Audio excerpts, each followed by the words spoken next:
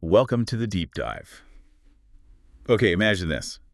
A place where, you know, ancient history isn't just in books, it's sort of whispering on the wind, Hmm. where mountains, well, they literally scrape the sky, and every single path seems to lead you somewhere new, Right. culturally speaking. Yeah. We're journeying today to Nepal. It's pitched as more than just a spot on the map. It's framed as a spiritual and cultural experience that really um, gets to your heart. Right. In a lap of the Himalayas. Exactly. Nestled right in the Himalayas, Yeah. promising these incredible mountain views, ancient heritage, really diverse cultures, Mm. and this warm hospitality people talk about. And that warmth, that connection, is exactly what surfaced again and again in the materials we looked at for this deep dive. Our goal here isn't just to list facts, Yeah. it's to really unpack why Nepal hits differently, why it stands out for, let's say, personal connection and discovery.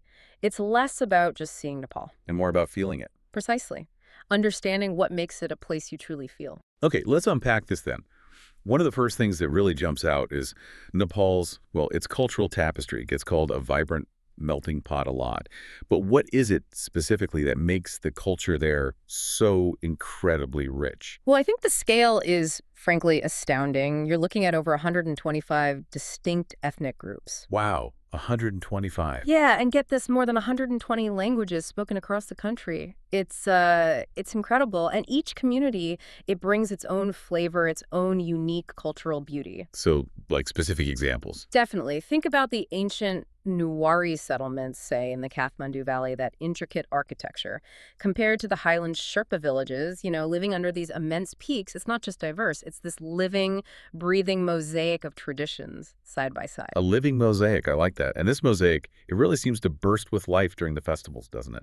The Yeah. sources highlight year-round celebrations, Dashain, Tihar, Holi, Buddha Jayanti. Oh, absolutely. The streets literally come alive. Colors, lights, music, ancient rituals happening right there. But the key thing seems to be that visitors aren't just spectators. They're often welcomed, actually invited, to join in. How does that usually work? Does it feel natural?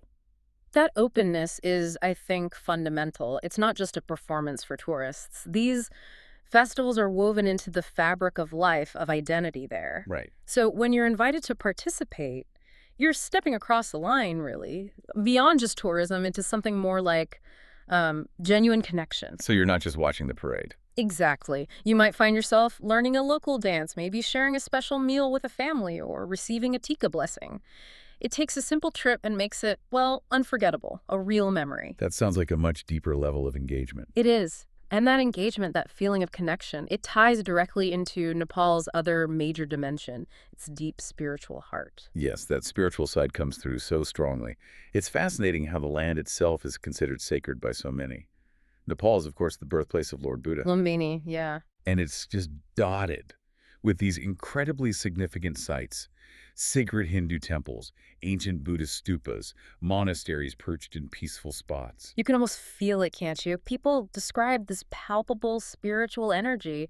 The sources mention the feeling in Lumbini, or the sheer serenity around Buddhanath Stupa. Or the mysticism at Pashupatinath Temple. Right. These aren't just like historical relics behind ropes. They're living spiritual centers. You feel the centuries of devotion there.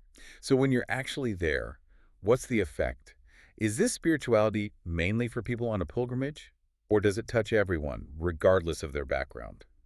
What consistently comes across is this sense of profound peace, a harmony that just seems to settle over people who visit. It's like an undercurrent running through the whole country. A Interesting. kind of tranquility that maybe stems from these ancient practices, but also from just the welcoming nature of the people. It seems to affect visitors quite deeply, whatever their personal beliefs. And that feeling isn't just confined to the temples or stupas, right? Yeah. No, not at all. Like, deep sense of calm often seems to spill over into how people experience Nepal's natural beauty too, which, I mean, is often described as just.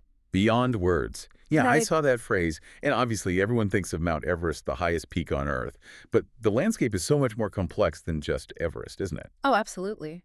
Nepal's geography is this incredible study in contrasts. You go from the humid, almost tropical Terai plains in the south, teeming with wildlife, Right. up to the ethereal, snow-covered giants of the Himalayas in the north.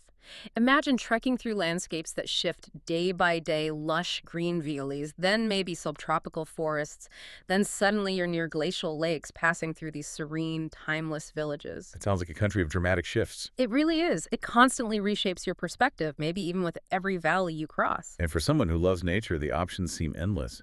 You could do those epic treks at Annapurna, Langtang, the Everest region itself. Legendary route. Or, if wildlife is more your thing, you could be searching for tigers or rhinos in Chitwan National Park. An entirely different kind of thrill. Or even just something gentle, like a peaceful boat ride on Fuel Lake in Pokhara, with the mountains reflected in the water. It seems to cover every kind of outdoor experience. It really does. Which actually brings us to a really crucial point that emerged from our research. To truly discover Nepal, you probably need more than just a guidebook. You need real connection. Exactly. It's about forging genuine connections, going beyond the surface level. And that seems to be where a company mentioned in the sources, Lingo and Landscapes, comes in. They're presented as one of the most trusted and, well, important companies in Nepal for tourists, specifically because they focus on creating these unforgettable, authentic experiences. That's right. They seem dedicated to facilitating that deeper immersion. They offer a whole range of services designed precisely for that. Such as, Well, you can actually learn the Nepali language with them, which is a huge step towards connection, or experience daily life directly through a homestay, living with a local family. that sounds immersive. It really is. And for the more adventurous, they arrange exploration of remote villages, hidden trails, things you wouldn't find easily on your own, plus trekking, hiking, biking, other adventure tours. So it's about integrating. Yes, their whole approach seems geared towards helping you immerse yourself in the traditional Nepali lifestyle, not just observe it. And the feedback suggests they do this with real care, professionalism, and a deep cultural understanding. Okay, so if we boil it all down, the core reasons to visit Nepal that keep coming up are What? connecting with this timeless culture, Mm-hmm. experiencing nature at its absolute purest, Definitely. exploring these ancient temples, palaces, spiritual sites that just, breathe history, Yeah, living history. and maybe most importantly, living the local life, Mhm. not just watching it from a bus window. Precisely. And that leads to the unique promise Nepal holds, which came through so clearly. It's really not just another place to tick off your travel list. No. It's positioned as a place to feel something profound, a journey of inner discovery, finding peace, experiencing genuine awe. A journey within, almost. Kind of, yeah. And when you engage with it through experiences like those offered by Lingo and Landscapes, the idea is that you don't just visit Nepal, you feel like you belong there. It shifts the whole idea of what travel can be. Wow. What an incredible journey we've taken just talking about it today.